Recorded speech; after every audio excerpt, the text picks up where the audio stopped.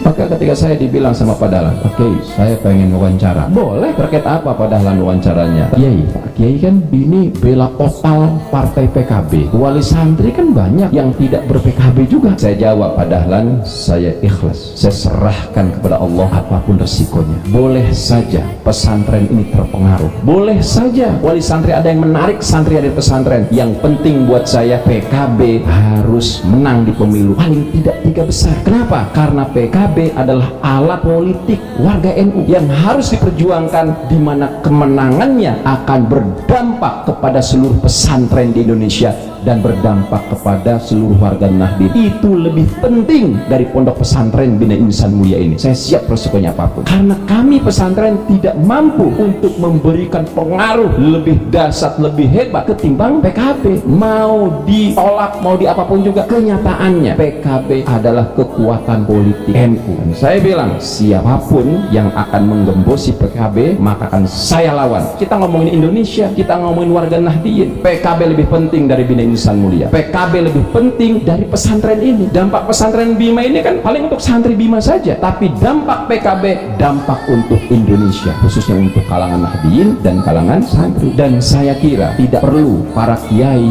para asatidz takut untuk menyuarakan PKB sebagai partai santri. PKB harus dibela. Kenapa? Karena sesungguhnya ya, saya ini dukung PKB totalitas, nulis terus-terusan dari dulu. Apakah ngaruh pesantren Bima? Enggak, kita sudah inden sekarang. Malah kenapa saya harus berjuang melalui PKB? Karena NU ini mayoritasnya konon 90 juta, tetapi kita belum bisa memenangkan pemilu. Partai kita kecil, partai santri ini baru 11%. Coba kalau NU itu 20% suaranya di parlemen, kita menjadi partai yang kuat. Menteri kita banyak, menteri santri, dampaknya akan luar biasa ya, buat dunia pesantren, buat santri, buat komunitas Nahdien. Jadi saya nggak takut ya, saya akan tetap lawan siapapun yang pengen mengembosi PKB, karena saya sadar yang memperjuangkan pesantren selama ini partai yang totalitas memperjuangkan pesantren, yaitu PKB. Inisiatornya PKB, yang lain ikut-ikutan saja ya, bahkan ada juga yang sering menolak. Dan kenapa saya perjuangan? Karena mayoritas dewannya juga santri.